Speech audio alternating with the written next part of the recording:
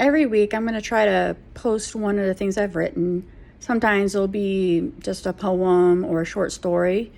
Might even be an essay. I'm not sure. It depends on time and inspiration, because I am currently contracted to write a book and finishing up on another book. So one of the most recent things that I have written, I have named it Wide Spaces. So I'm going to read it out to you. And if you like it, give it a like. If you want more, or you prefer poetry, or you just want to throw a subject at me that I can write about and recite, I will be happy to do so. So this first one is called Wide Spaces, and it's going to start off with a little synopsis of where this inspiration came from. And we're going to start right now. So, many dream of having a do-over. Some say, have gratitude where you're at. While this is sound advice, I would hate for anyone to think it's impossible to have the life you have always wanted. I firmly believe in the saying, it's never too late. For me, bikepacking would be a blast. So, what would that look like? So, here comes the experience I have written about, of how I would imagine if I could go on a long bikepacking, because I love bicycling, I love being outdoors. So hopefully you like this little piece.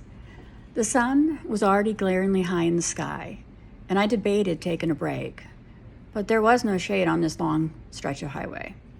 My breath was steady as I smoothly unzippered the small pack nestled between the handlebars of my e-bike and tugged out my favorite lip balm. Without thinking, I was done with the small tube, which was already back in the bag before much time had passed. I pulled on my water bottle with a twisting motion and sloshed it into my mouth hastily. Water dribbled down my chin, and I swiped it away with some irritation. Though I'd been on the road long enough, it did not cause me to cuss about it. It did not matter if my shirt was wet. It would dry soon enough in this heat. I was thankful for the self-made breeze cycling created for me, but I was eagerly eyeing the road ahead for something shady to stop under. Nothing but wide spaces met my gaze, and I glanced at my watch to note the time. It was getting close to the hottest part of the day, and if I did not find shade soon, I would burn rapidly because summer was in full swing.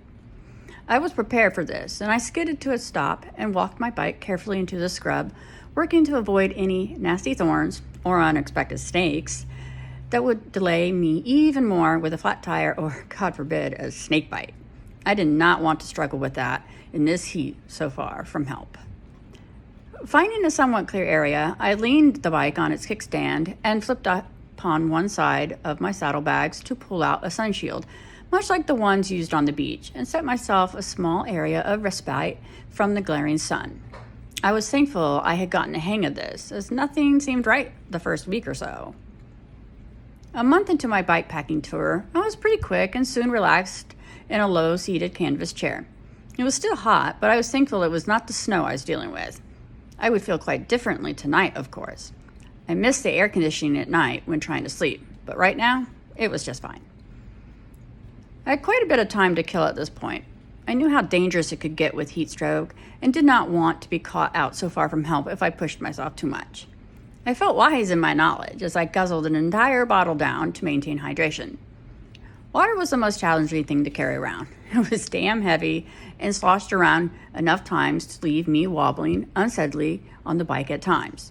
Because of this, I relied on various apps on my phone and several pre-filled battery charges to figure out the time and distance between one place with water and the next. I'd even learned to call ahead the hard way. One time I was caught unawares due to a hole-in-the-wall gas station closing down. Thankfully, a friendly car full of chattering kids and their parents had fallen into the same problem, but they had a car. And they were happy to lug me and my bike to the next stop with them. Thank God for decent people. I relaxed in my self-made shade and read a book quietly. An actual book. I saved my Kindle Fire for areas where it was easy to keep it charged.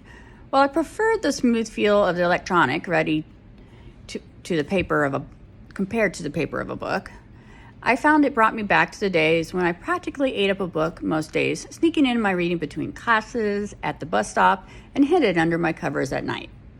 I suppose I was lucky I did not have the type of mother who would give me a hard time reading a book late into the night. So long as I got myself up and went to school and got decent grades, she did not care. I was living my dream. Well, most of it. Days like this could be challenging, especially with no one to share it with you. Nothing was perfect, and I was grateful for the times my husband could get away from work and fly to a spot we could meet. I think that is what surprised me the most, how much money I saved doing this. I thought it would be costly, and while getting the proper supplies ready for this trip had cost a pretty penny, I saved for it over time. No, what had saved me money was not that. It was how little I spent on the bike all day versus being stuck at home. I was perpetually bored and would waste money on things I did not use, buy games I would not play, feeling so dissatisfied with my life. I was spinning my wheels, going nowhere, until I took the plunge and stopped waiting for someone to come with me. There was also the added bonus of seeing my husband after some time apart. It was like a fresh honeymoon each time. After some point, I felt the slightest change in temperature, which brought a welcome relief. And I realized I'd rested a bit more than I intended. Instead of being upset, I simply packed up my gear, ensured my water bottle was full from the supply pack, and returned to the seat. As I started back down the road, the sun setting behind me, I flipped on the battery to the e-bike and raced the sunset to my overnight spot. Well, that's it for today. Hope to see you next time. Bye.